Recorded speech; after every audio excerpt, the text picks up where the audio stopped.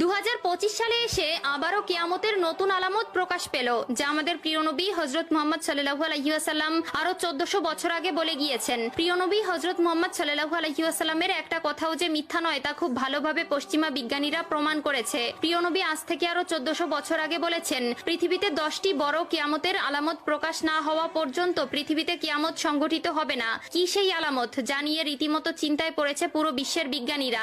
আপনি যদি একজন মুসলিম হয়ে থাকেন তবে ভুলেও ভিডিওটি এড়িয়ে যাবেন না, কারণ আমরা আজকে আপনাদের জানাতে চলেছি প্রকাশিত হওয়া সেই কিয়ামতের আলামত সম্পর্কে। আর আপনি যদি আমাদের প্রিয় নবী হযরত মুহাম্মদ সাল্লাল্লাহু আলাইহি ওয়াসাল্লামকে ভালোবেসে থাকেন তবে অবশ্যই কমেন্ট বক্সে আলহামদুলিল্লাহ কমেন্ট করবেন আর ভিডিওটি শেয়ার করে দিতে ভুলবেন না, কারণ আপনার একটি শেয়ারে আরো অনেক মুসলিম ভাই ও বোনেরা কিয়ামতের এই আলামত সম্পর্কে জানার সুযোগ পাবে। তো চলুন বেশি কথা না বলে শুরু করা যাক আজকের এই ভিডিও। হাদিসে বর্ণিত আছে, কিয়ামত সংঘটিত হওয়ার পূর্বে পুরো পৃথিবী থেকে পবিত্র আল কোরআন উঠিয়ে নেওয়া হবে। প্রিয় দর্শক, কিয়ামতের নিকটবর্তীতার প্রমাণস্বরূপ কিছু আলামত প্রকাশ পাবে। এর মধ্যে কিছু হবে বড় আলামত, আবার কিছু হবে ছোট ছোট আলামত। ইতিমধ্যে পুরো বিশ্বে অসংখ্য কিয়ামতের ছোট আলামত প্রকাশিত হয়েছে।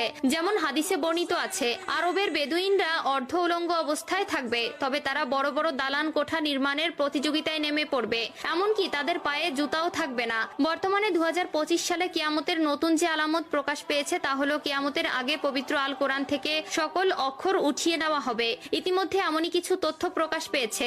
আজ থেকে প্রায় 1400 বছর আগে মহান আল্লাহ তাআলা হযরত মুহাম্মদ সাল্লাল্লাহু আলাইহি ওয়াসাল্লামের উপর কোরআন নাজিল করেন এবং আল্লাহ তাআলা ঘোষণা দেন কিয়ামতের আগ পর্যন্ত তিনি নিজেই তা সংরক্ষণ করবেন। আল্লাহ তাআলা পবিত্র আল কোরআনের মধ্যে বলেছেন, নিশ্চয়ই আমি কোরআন অবতীর্ণ করেছি এবং আমি এর সংরক্ষক। সূরা আল হিজর আয়াত নম্বর 9। কিন্তু এমন এক সময় আসবে যখন মানুষ কোরআন ভুলে যাবে। পৃথিবীতে এমন কেউ থাকবে না যে কোরআন স্মরণ করবে। তখন আল্লাহ তাআলা এই পৃথিবী থেকে কোরআন তুলে নিবেন। এরপর ইসরাফিল আলাইহিস সালাম সিংগায় ফুঁক দিবেন এবং এই মহাবিশ্ব ধ্বংস হয়ে যাবে। রাসূলুল্লাহ সাল্লাল্লাহু আলাইহি ওয়াসাল্লাম বলেছেন, রাতের অন্ধকারে কোরআন মানুষের বুক থেকে উঠিয়ে নেওয়া হবে, এমনকি মুসহাফের একটি আয়াতও পৃথিবীতে অবশিষ্ট থাকবে না। ইবনে মাজাহ হাদিস নম্বর 4050। কিয়ামতের আগে পৃথিবীতে কোনো মুমিন ব্যক্তি থাকবে না। কিয়ামত আসবে পৃথিবীর সবচেয়ে নিকৃষ্ট মানুষদের উপর।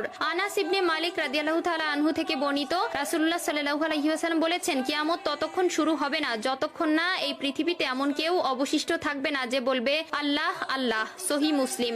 অর্থাৎ কিয়ামতের আগে সকল মুসলিম মারা যাবে। আবু হুরায়রা রাদিয়াল্লাহু তাআলা আনহু থেকে বর্ণিত, রাসূলুল্লাহ সাল্লাল্লাহু আলাইহি ওয়াসাল্লাম বলেছেন, আল্লাহ তাআলা ইয়েমেন থেকে একটি মৃদু বাতাস প্রবাহিত করবেন যা রেশমের মতো মসৃণ হবে। যার অন্তরে এক বিন্দু পরিমাণেও ঈমান থাকবে সে সেই বাতাসে শান্তির মৃত্যুবরণ করবে। সহিহ মুসলিম।